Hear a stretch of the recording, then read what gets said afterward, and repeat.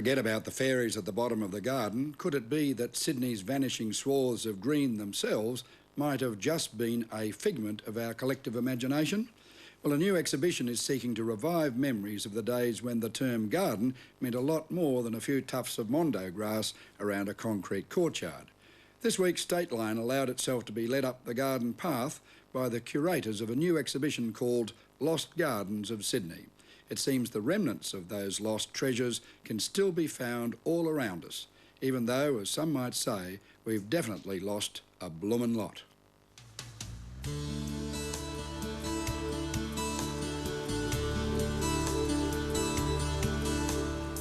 We're walking through one of the gardens in Elizabeth Bay, and in the backyard of a property, here is one of the remnants of Elizabeth Bay. Beautiful carved piece of sandstone from the Elizabeth Bay Estate garden. My name is Collen Morris. I'm the National Chair of the Australian Garden History Society, and I'm the guest curator of an exhibition for the Historic Houses Trust at the Museum of Sydney. It's about gardens that are lost or substantially gone, and it's an entreaty for Sydney-siders to appreciate the richness of the gardening that has been here since the colony and before the colony as well, because it starts with the Indigenous vegetation, the bushland of Sydney. My name's Scott Hill. I'm the Assistant Curator at Elizabeth Bay House. It's a property that's recognised for the excellence of its architecture, but very few people realise that it had this extraordinary garden of 54 acres. Essentially, the entire suburb of Elizabeth Bay today was its estate. When people see an old staircase or an old grotto like this, squeezed in between buildings, that's a hint of something that was much grander than that's there now, much more extensive. I mean, it was a smaller part of a much larger creation. This one's quite remarkable. You come around this corner, suddenly there's wow. this remarkable grotto.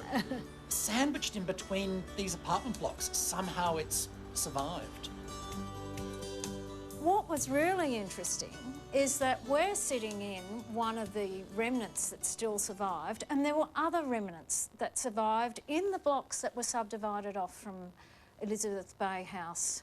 Quite substantial things, the bridge, the balustrading, stairways, fountains, and there were some just up the road from here, and they were destroyed as late as 1969 to make way for new development.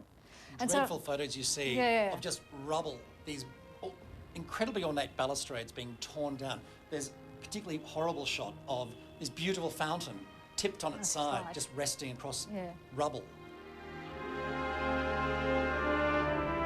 I mean, look at this, Scott, like where there's this incredible concrete.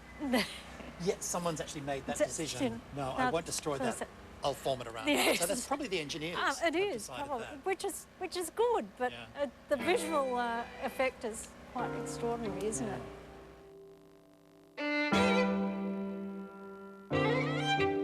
The way I approached the exhibition was to pick key points and representative gardens from those points. There's some great stories to tell in Sydney gardens.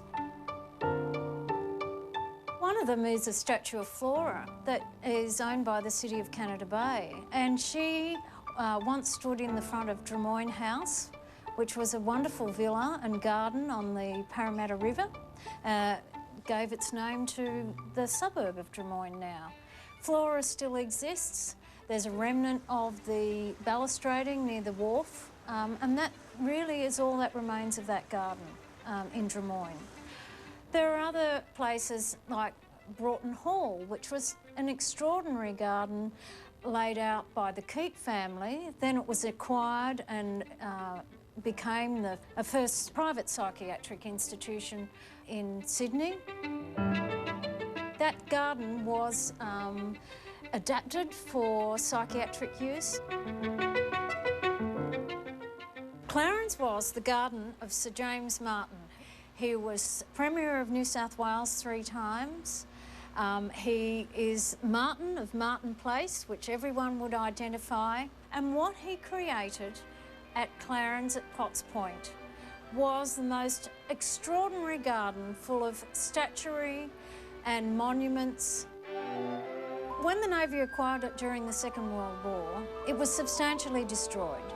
Then in the 1970s, the head gardener at Garden Island and HMAS Cuttable started excavating that garden. My name is Jack Gibbs. I was the head gardener here at HMAS Cuttable from 1975. I noticed all these ruins covered in vines and no one could tell me its history. See, half of it was excavated. Yes. And this was a replacement. This was all replaced. None of this balustrade was there. I suggested that we'd do some partial restoration, which everyone said was impossible, but it wasn't. The lowest section of the gardens was covered in hundreds of tons of sand.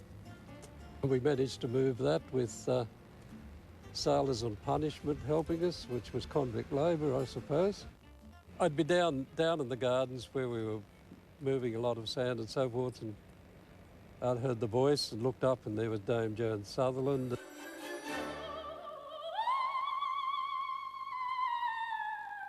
She wanted to know what we were up to and hoping that we weren't going to ruin anything. And as we got to know each other a bit more, I likened it to Romeo and Juliet, with her up there on the balcony and me right down below. Of course, it said that it cost £20,000 to build back in 1856, but when they equated that to today's currency and told me that it would have been about $14 million, I thought I've been messing around with the national treasure.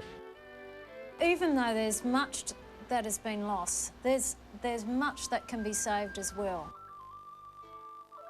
I think so often when we're looking at these tiny remnants of gardens, they're things that people can overlook so easily. It could just be a fragment of a stone wall. It could be a single tree.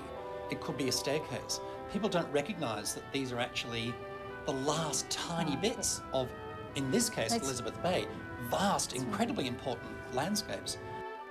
I think a lot of our old gardens are thresholds of green for our cultural imagination. They really are a way into imagining about the past and also providing a link to the future, because future generations are going to be appreciating those gardens as well.